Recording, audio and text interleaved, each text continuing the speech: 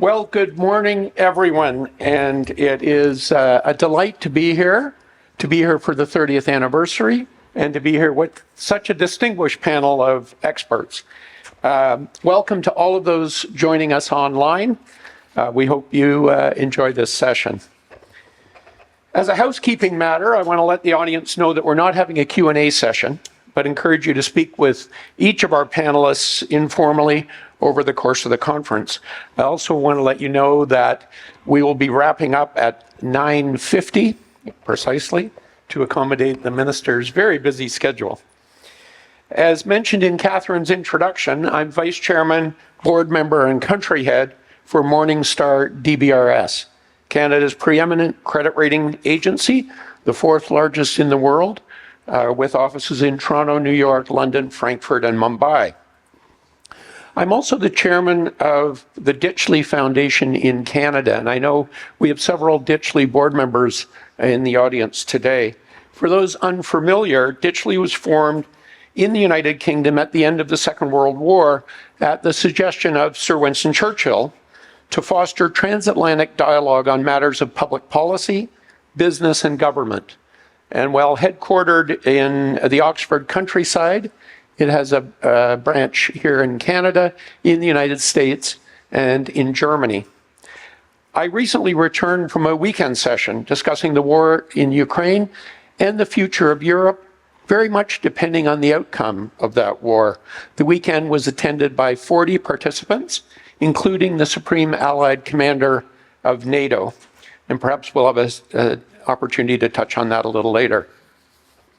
And that allows me then to introduce our guests. Minister Rechie Valdez was elected as a member of Parliament for Mississauga-Streetsville in 2021, and she sits on a variety of parliamentary committees and associations.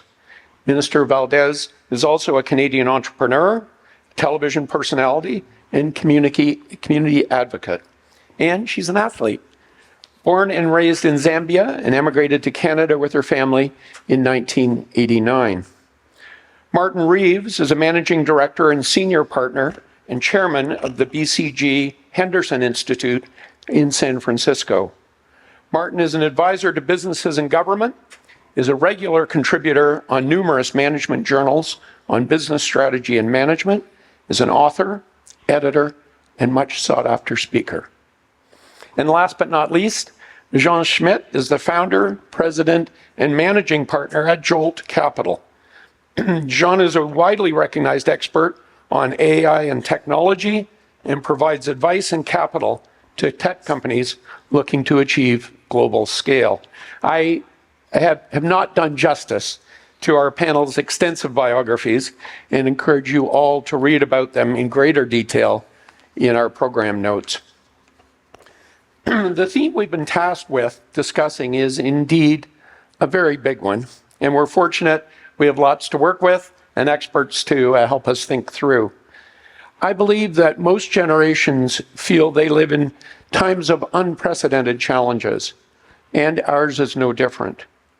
But to set the stage for our panel, let's start with a brief review of some of the challenges the world is facing, including climate change and the existential threat to our planet, a world that's experiencing multi-crises in Ukraine, the Middle East, Africa, and the South China Sea, to name just a few. Political extremism and dysfunctionality. I apologize to our American guests, but think of our neighbors to the south. Think of the United Nations and the composition of the Security Council, to name a few examples. And we can't be too smug here in Canada. We're seeing it creep north of the border also. Demographic issues of aging workforces, declining populations in many advanced economies, putting healthcare systems under strain, at the same time that many countries have population growth that's exceeding their ability to feed and house. Rising authoritarianism and the development of new alliances that may not share the values of existing alliances. Inequality of wealth and resources in most countries. Mass migration, driven by food insecurity, conflict, and climate change. New technologies such as AI, with all the opportunities and challenges that is sure to bring. And perhaps a new frontier of conflict in space, with hypersonic and satellite-destroying weapons. Not to mention all the everyday run-of-the-mill business, governmental, society, and cultural challenges that crop up daily. Now, it's not all doom and gloom. The world has largely benefited from many of the multinational organizations that were formed after the end of the Second World War, although some argue that many are becoming less fit for purpose in today's world. The world has never had more wealth, better health outcomes in many countries, longer life expectancies, lower infant mortality rates, and other beneficial things. But the challenges facing the world are nevertheless immense. With that brief introduction, let's get right to our panel, and I'm going to ask each to take a few minutes to make some introductory comments, and I'll start with Minister Valdez. Thank you so much, Doug. Good morning, everyone. How are we doing today? Yes, we're here at the 30th conference in Montreal. It's truly an honor for me to be with all of you this morning. I'm so happy to be joined with Martin and Jean here to talk about important issues that Doug just mentioned. It's truly an honor to be here. As Doug mentioned, I was an entrepreneur before I entered this world. So to be able to be the voice of small businesses, I think is truly important. I apologize, my microphone.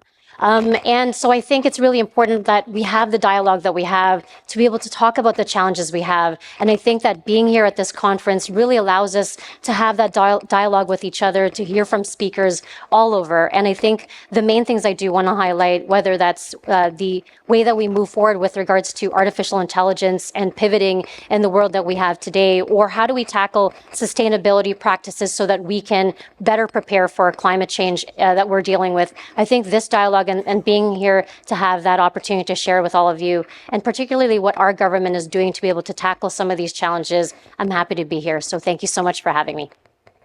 Martin. Yes, thank you very much, Doug. Well, great to be here. Thank you for the invitation. I'm a business strategist primarily, and the list of trends you gave is very complicated, very worrying, very valid. So my opening thought is how we can simplify this list. And I think if we reframe it in terms of what we need to do, the changing nature of competition, I think it sort of boils down to 6 things that we need to do.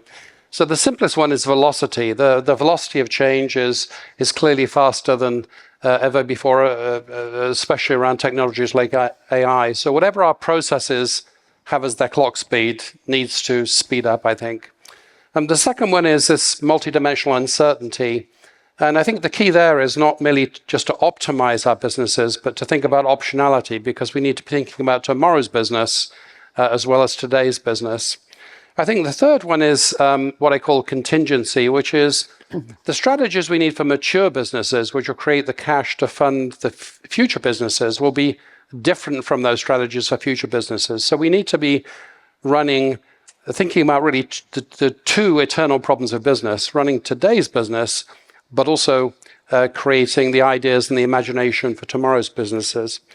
I think the fourth one is an old chestnut, which is change. The one thing we can surely count upon is that there'll be lots of change in business. And the one thing we know about change is that 75% of major change efforts fail. So we really need to be better at change management. Otherwise, our understanding and our plans will not come to fruition. The fifth of 6 is context. Traditionally, in stable times, we think about a small number of variables, sales, investors, products, and we think about the island of business. And we don't really think that much about the broader context. Now, the context is as important as the actors in the context. So everything we need to do is conditioned upon politics, social trends, the environment, and so on. We need to think about the context in our strategies. And lastly, I think the current technology revolution is very different in one respect, which is it touches probably closer than any other technology in history on the human capabilities of cognition. And I think that triggers many things. One of them is to reconceive the organization as a synergistic mix of human and machine cognition, and we need to create that, recreate our concept of an organization. So that's how I boiled down the various trends you went through, Doug. Thank you. Jean. Yeah, so since the question is complicated, I asked ChatGPT to give me an answer. And then I thought, like, I'm going to try to tell you something that is slightly different because you can get it by yourself. I think we are in a quite exciting time where, you know, like always, we see fashions. So ChatGPT is a fashion. Is it a great technology? Is it going to change the world? I don't believe that a minute. But we are in a world where, at last, talent creates money. Money helps talent. We should never forget that we can throw money as much as we want. This is not going to create fantastic companies. We need a group of people who have imagination and enough scientific background. So the first thing I think in the opening session is to say, we need those talents. We need to nurture them. We need to help them. And today, I'm a little bit worried about one thing which we didn't touch upon. It's education. I think we don't have enough thrust, and we're not pushing enough on our kids for them to be excellent in mathematics and physics. And I think that we need to reconsider that we need those talents. We lack of engineers, we lack of searchers. So that's one thing. The second thing is stay away from fashions. And I think it's a simple advice as an investor. When you see a fashion, it's too late. So we see that today in AI, everybody wants to talk about AI. We will talk about AI, but I will try to explain, or at least to share my view on it, which is why AI had been there since a while and why we are absolutely not at the end or even at the creative achievement on AI. We're just in the middle or at the beginning of what's happening there. So I love talent. I think we need money. We need to create the future talent. We need to invest in kids, which for weird reason, I think we don't invest much in our kids today. We invest in young people, but not in our kids anymore. Did we lose hope? I don't know. But I wish that after that session, everybody would go to their respective governments and ask for better scientists, better mathematicians. We need them. Thank you. Thank you for reminding us all that we need to push on STEM. And I know some of that's being done in this province and elsewhere across Canada, but a lot more needs to happen. And it needs to happen at a much younger age in our education system. Let me ask Minister Valdez our first question, and I want to focus on issues relevant to small businesses in Canada.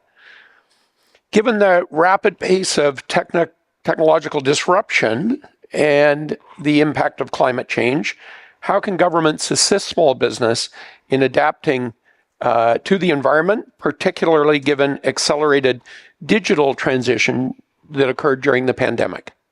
Yeah, I think that's a great question. I think with regards to the pace at which technology is moving so quickly, I think if we all think about the way that we made purchases prior to the pandemic and then how we're making purchases today, it's been transformative with that change alone. A lot of businesses coming out of the pandemic during lockdowns have had to really pivot their business so that they can reach more customers outside of their local scope that they have locally. So what we've been able to do is seize the opportunity by creating the Canada Digital Adoption Program.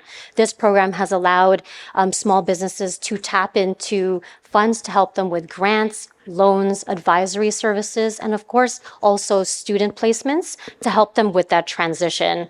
And so through the Canada Digital Adoption Program, we've been able to help small businesses with that transition. I think that if small businesses don't take advantage of these different opportunities that are available to them, they may miss out on many different opportunities. And through CDAP, I think that's one definite plausible solution for us to be able to help solve that. And right here in Quebec, I was able to visit a small business. If you need to visit a small local bakery, there's Tucuron, a local bakery that certainly provides amazing sweets to their customers. And through CDAP, they've been able to get their menu online, help them reach more customers. And I think that is going to help more small businesses grow and pivot during this time. My daughter owns a bakery in Kitchener-Waterloo, and I'll have her look them up for some good ideas. Is there recognition in the federal government that small businesses have too much red tape to navigate themselves through? Yeah, I certainly hear that as well. I mean, especially as I've traveled the country meeting with small businesses, they've said we do need to help alleviate some of that red tape. And I'm glad that Minister Anand was able to talk about some of the initiatives she's taking to help reduce that within government and particularly within federal government. Thank you. Martin, perhaps we could ask you to touch on demographics in the aging population. An article you published last November was entitled Toward a Flourishing Aging Society. What are some of the economic and societal challenges that businesses might face or certainly will face as a result of an aging global population? Yes, well, I guess many of the themes you touched on, Doug, in your introduction were major issues of uncertainty. At the other end of the spectrum, there's nothing more certain than demographics. It's marching towards us, this future of an aging population. And I guess the cartoon, which is not untrue, but I find it unhelpful, the cartoon version is that we'll see aging populations, declining populations. This will impact business through declining demand. At the same time, we'll see rising costs because we'll see a supply squeeze on labor, and that this will present a series of very nasty challenges for businesses to contend with.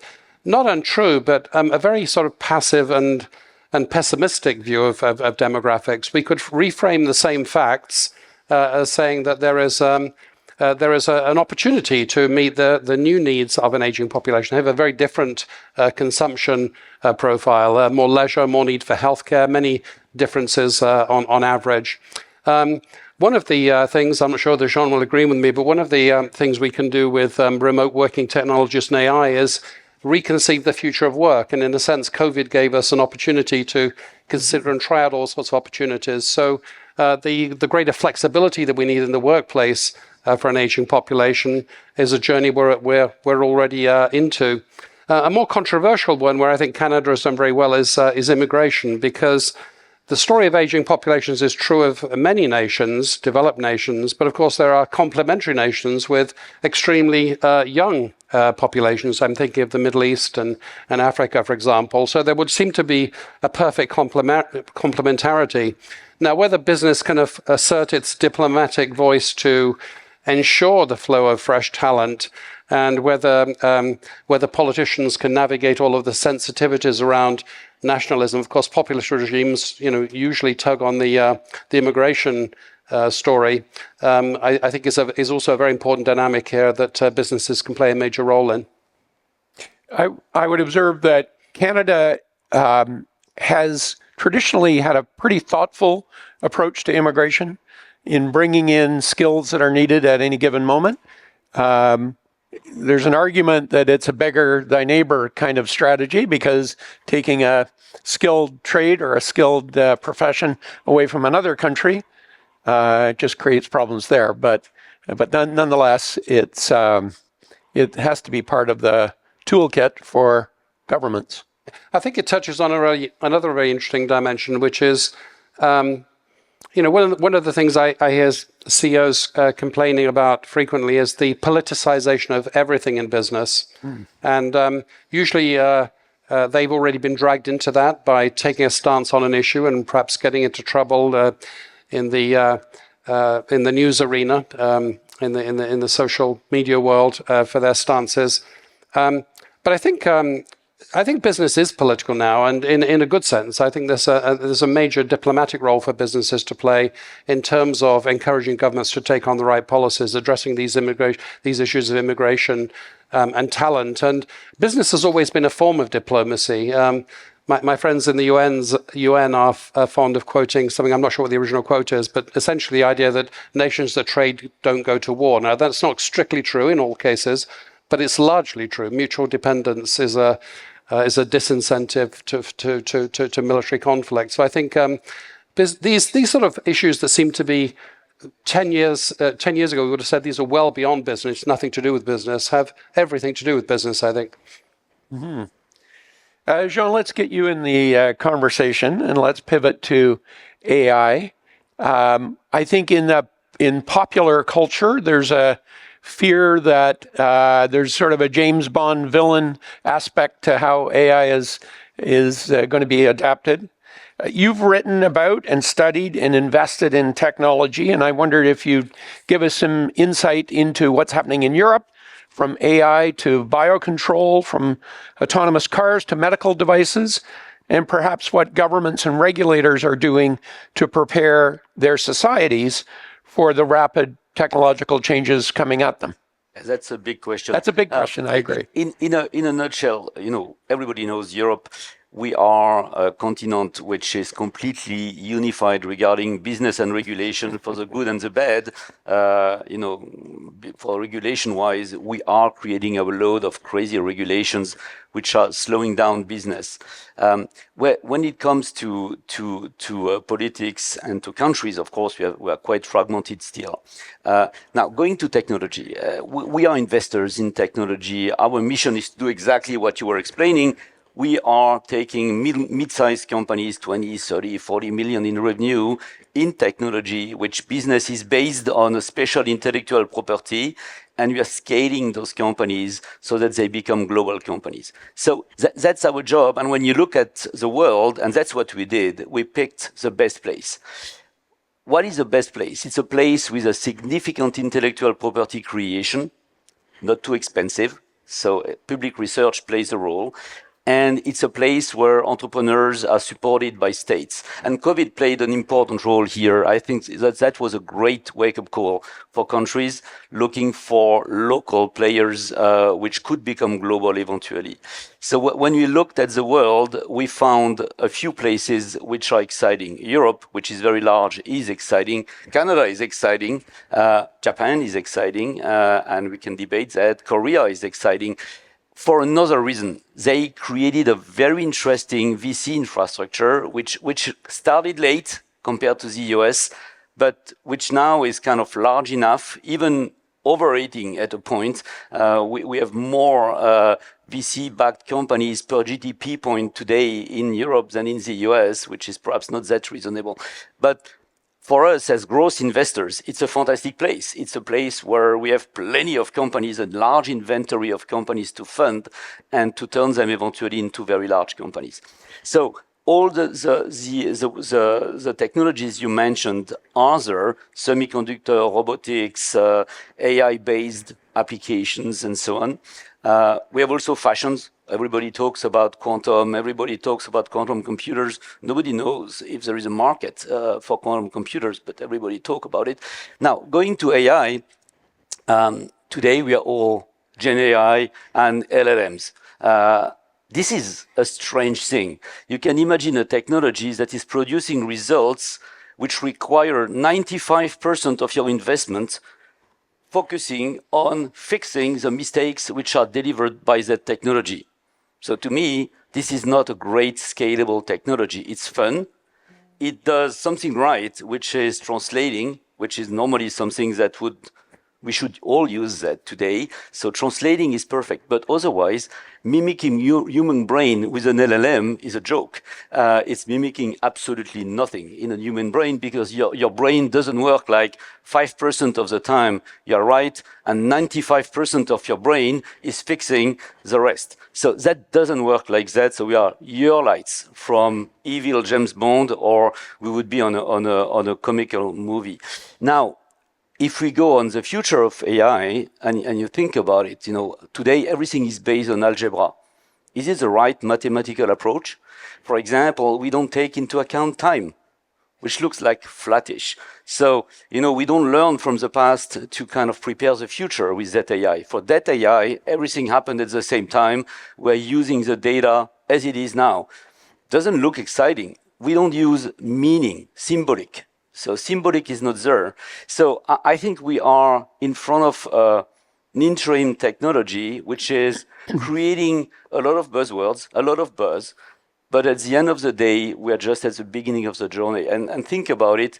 every time you hear about people in AI talking about time on symbolic, this is going to be the future. So NVIDIA, for example, which is great at doing algebra, might not be the winner of the future in AI. So we are in the beginning of an exciting journey.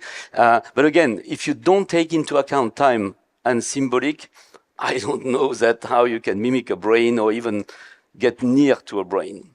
So that's my view on AI. Other technologies, we can discuss them, but there are so many things here. And for the sake of time, We're running down time.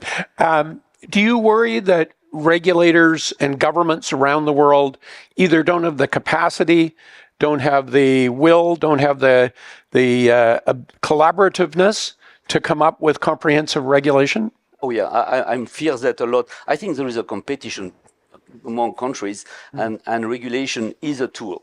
And some people use it right, some people use it wrong.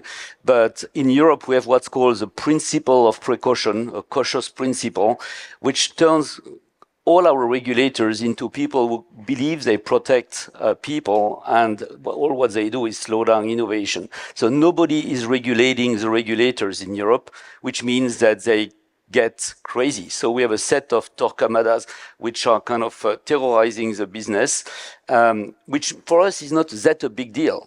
Our companies can move from Europe to Canada or to the US if regulation is better. So it would be great to have a unified regulation, but it's never going to happen because it's a competitive tool. Is there going to be a regulatory arbitrage that happens between countries? It happens. It's already there. In medical device, initially you were doing your first approval in Europe because it was easy, and then you would go to the US after making some money. Today, you create your medical device in Europe and you move straight to the US because it's much easier to get approval.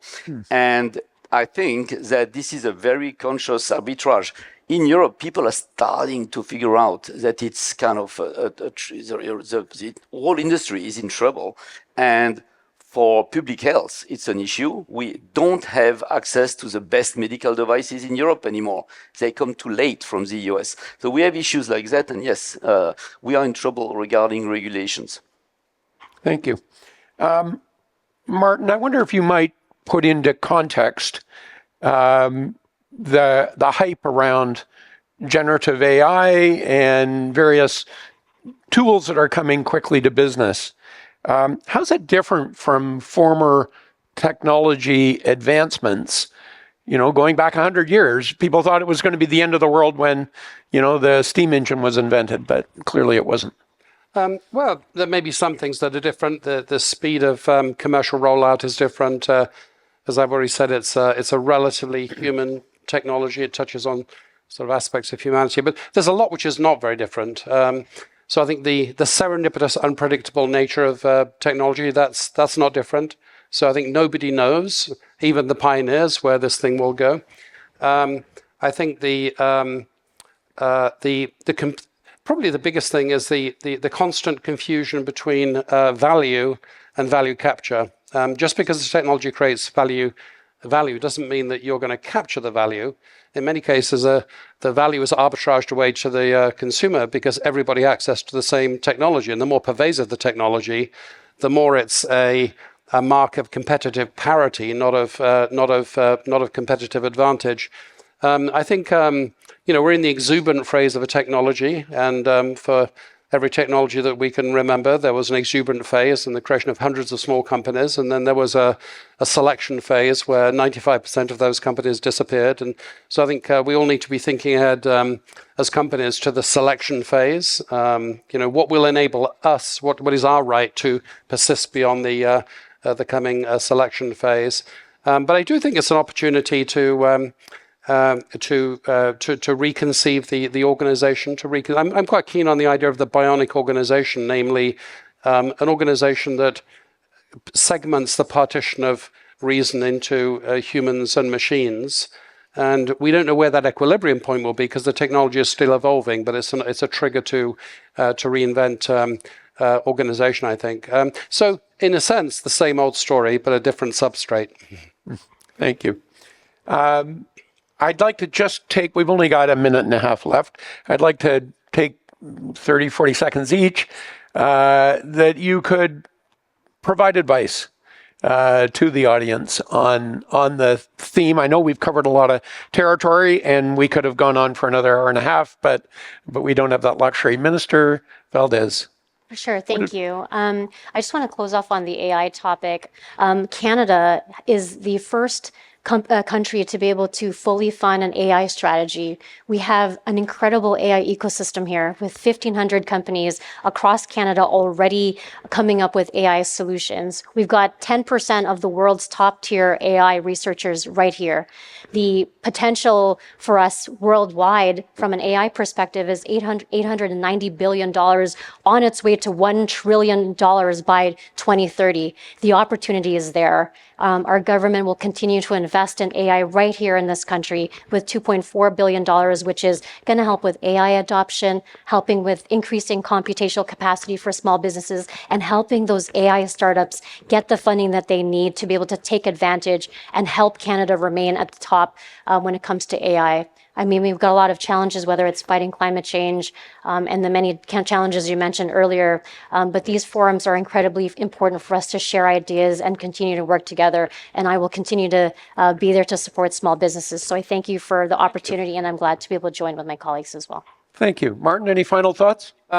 Yeah, I think in a sense you kicked off with trends. So I'd say, echoing Jean's point, beware of trends, because trends are what everybody else knows yesterday. So think about the anomalies, the emerging trends. Think about not the passive vision of what's going to happen to you, but what you're going to do in the world. Think about the trend in your particular case, not the general trend. So be very aware of copying trends as a business strategy. I think it's lethal in many cases. Jean, how do you want to sign off? Oh, I think one advice, I see many, many young people in that room. So I would say, don't forget that you can create companies that are very successful by basing your companies on science. Don't waste your time doing things that are just based on a business model, that are just based on something that will not be a game changer. Again, be a game changer and do it on science, because that's what is creating wealth and creating a better future. That would be my big advice. Thank you. Please join me in thanking our panelists for today's session.